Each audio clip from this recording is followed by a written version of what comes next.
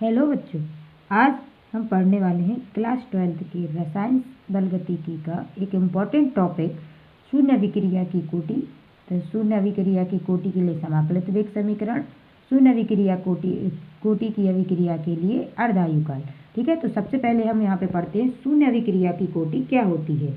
वह रासायनिक अभिक्रिया जिसमें अभिकारकों की सांद्रता बढ़ने घटने पर दर स्थिर रहती है शून्य कोटि की अभिक्रिया कहलाती है। ठीक है, तब अपना वेग बराबर वेग अनुक्रमानुपाती क्या है, हमें पता है कि दर नियम के अनुसार वेग अनुक्रमानुपाती आर एन होता है। तो जहाँ अभी हमारा शून्य कोटि की अभिक्रिया है, इसलिए एन इज इक्वल टू हमारा क्या हो जाएगा, 0 हो जाएगा। और जैसे ही हम 0 रखेंगे तो इसकी वैल्यू हमारे लिए क्या हो जाएगी, 1 के बराबर हो जाएगी। तब हमारा वेग इज इक्वल टू क्या आ जाएगा, के। और हमें के पता है कि के हमारा वेग स्थिरांक है। और शून्य अभिक्रिया की कोटि के लिए के का मात्रक जो होता है वो क्या होता है, मोल पर लीटर पर सेकेंड। ठीक है, ये हो गई हमारी शून्य अभिक्रिया की कोटि। अब हम पढ़ेंगे समाकलित अवकलन, किसके लिए, समाकलित वेग समीकरण किसके लिए, शून्य अभिक्रिया की कोटि के लिए। तो स्टार्ट करते हैं। हमें पता है कि दर बराबर वेग बराबर क्या होता है, वेग बराबर हम यहाँ लिख देते हैं, हम जानते हैं। ठीक है, हम जानते हैं वेग बराबर क्या होता है, जब अभिकारक के लिए निकालते हैं तब D R upon D T. ठीक है, minus D R upon D T. तथा दर नियम के अनुसार, तो वेग नियम के अनुसार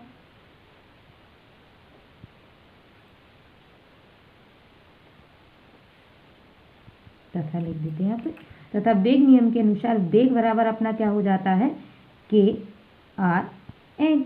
और हम किसके लिए निकाल रहे हैं, शून्य कोटि की अभिक्रिया। तो कोटि हमारी क्या है, शून्य है, तो यहाँ पे एन इज इक्वल टू हमारा क्या हो जाएगा, 0। ठीक है, और जैसे ही हम 0 रखेंगे तो वेग हमारा क्या आ जाएगा, के, क्योंकि हमारा ये क्या हो जाएगा, 0। यहाँ पे रख भी देते हैं ताकि दिक्कत ना हो आपको कोई। ठीक है, तो यहाँ पे वेग इज इक्वल टू हमारा क्या आ गया, के। ये हो जाएगा हमारा इक्वेशन नंबर सेकेंड, और ये है हमारी इक्वेशन नंबर फर्स्ट है। अब देखिए इक्वेशन नंबर फर्स्ट और सेकंड को थोड़ा ध्यान से देखिए। वेग is equal to minus D R upon D T, और यहाँ पे वेग इज इक्वल टू के। देखिए किसके इक्वल में है, वेग के। जब एल एच एस मतलब जब हमारा लेफ्ट हैंड साइड बराबर होता है तो मतलब जो हमारा राइट हैंड साइड होता है वो भी बराबर होंगी। तो दोनों को हम समीकरण 1 और 2 से यहाँ लिख लेते हैं। समीकरण 1 व 2 से हम इसको लिख सकते हैं minus D R upon D T is equal to K. ठीक है, और जब हम इसको डी टी को उस साइड ले जाएंगे तो D R is equal to minus K D T. देखिए हम इसके साथ माइनस भी ले आए यहाँ पे। अब हम यहाँ पे क्या लिखेंगे, दोनों पक्षों में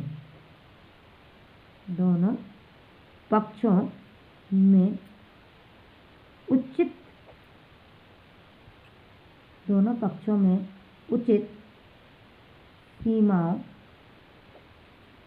में समाकलन करने का। ठीक है, अब उचित सीमा लेके हमें क्या करना है, समाकलन करना है दोनों पक्षों में। तो हम यहाँ पे देख लेते हैं, जब हमारा t बराबर क्या है, 0 है, तब अभिक्रिया हमारी क्या होगी, अभिकारक की जो सांद्रता होगी वो क्या होगी, आर नॉट। और जब हमारा t इज इक्वल टू क्या है, t है, तब अभिक्रिया की सांद्रता हमारी क्या हो जाएगी, आर टी। ठीक है, तो ये हमें यहाँ पे लिमिट रखनी है। तो यहाँ पे आर है, इसलिए आर की लिमिट रखी जाएगी आर नॉट से आर टी, क्योंकि जब हमारा प्रारंभ हुआ था तब आर नॉट था, और जब हमारी अभिक्रिया समाप्त हुई तब आर टी है। ठीक है, अभिकारक की सांद्रता बता रहे हैं कि जब अभिकारक हमारा जब हम क्रिया शुरू हुई तभी अभिकारक हमारे पास फुल था, पूरा था, तो आर नॉट ले रहे हैं हमारा। ठीक है, और जब अभिकारक कंप्लीट हो गई तो हमारी अभिकारक की सांद्रता क्या हो गई, आर टी हो गई।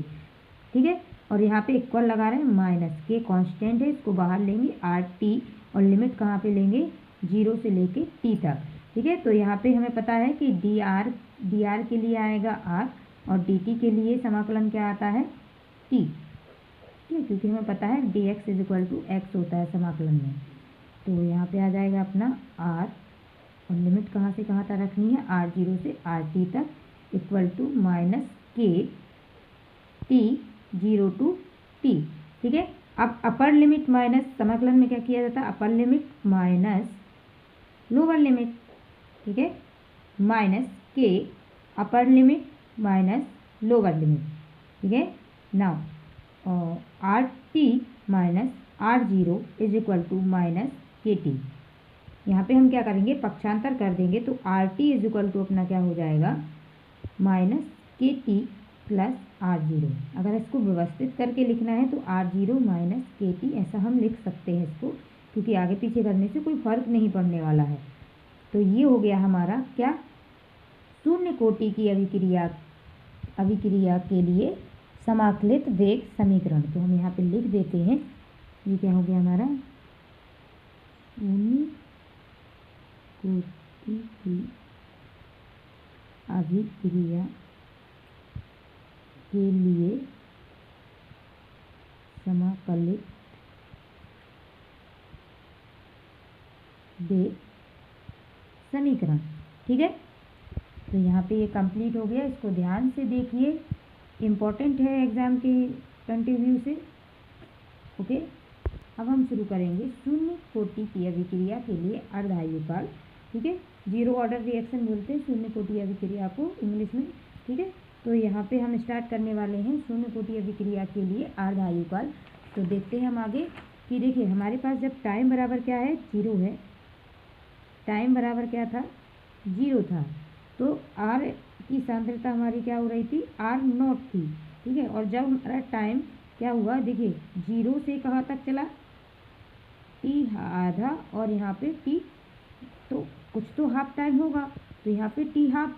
और जब टाइम क्या है अपना, टाइम आधा हुआ है, जीरो से कहाँ तक पहुँचा है, आधा टाइम हुआ है। जैसे पूरा टाइम अपना 1 घंटा है तो 1 घंटे के बीच में अपना कुछ आधा तो होगा ना, तो वैसे ही आधा अपना टाइम यहाँ पे कंप्लीट हुआ है। तो उसको हमें अर्धायुकाल निकालनी है कि उस आधे टाइम पे अपना क्या है। तो यहाँ पे हम अर्धायुकाल के लिए परिभाषा लिख लेते हैं।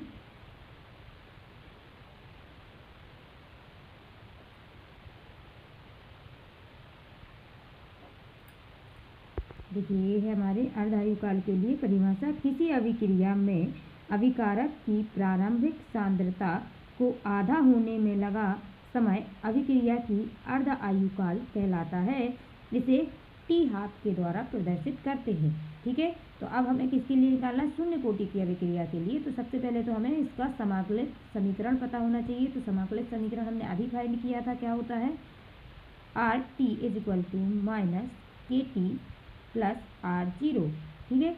अभी हमने क्या है, अभिक्रिया जब अभिक्रिया शुरू की थी तब आर नॉट था हमारा इसके लिए अभिकारक की सांद्रता, और जब अभिक्रिया हमारी पूरी तो हुई नहीं है, आधी हुई है, तो यहाँ पे R T is equal to हम क्या रखेंगे, आर जीरो अपॉन टू, क्योंकि अभिक्रिया पूरी नहीं हुई है इसलिए हमारे आधे ही अभिकारक क्या हुए हैं, यहाँ पे यूज हुए हैं।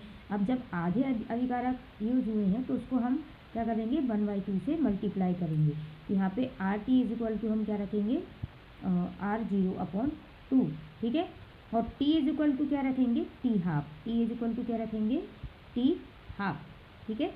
तो जहाँ पे टी है वहाँ पे टी हाफ रखना, और जहाँ पे आर टी है वहाँ पे आर जीरो अपॉन टू रखेंगे। तो यहाँ पे देखिए आर टी है तो आर जीरो अपॉन टू रखेंगे समीकरण में, माइनस के टी अपना क्या है, टी हाफ हो जाएगा यहाँ पे, तो टी हाफ रखेंगे, प्लस आर जीरो को कुछ नहीं करना, आर जीरो वैसे ही रहेगा। अब देखिए आर जीरो सेम है तो इसको हम एक साइड ले आएंगे, के टी को एक जगह रहने देंगे। तो यहाँ पे हमारा क्या आ जाएगा, के टी इस साइड लिख लेते हैं, माइनस में सेम साइड रहेगा, और हम पक्षांतर किसका कर रहे हैं, इसका।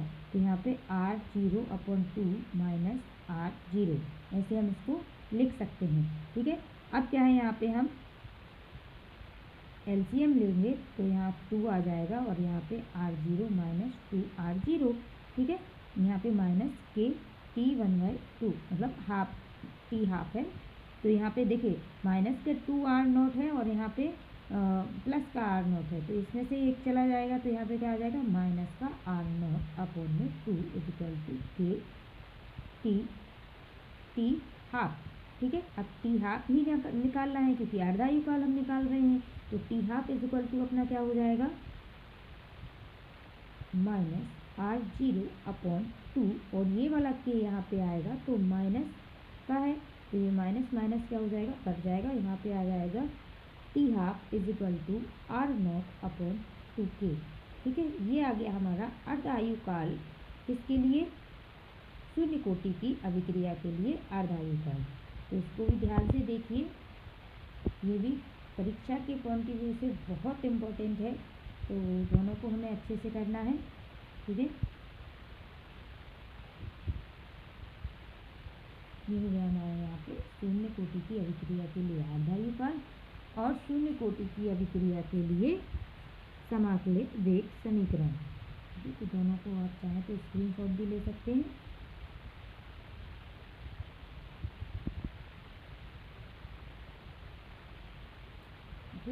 और वीडियो को लाइक और सब्सक्राइब अवश्य करें।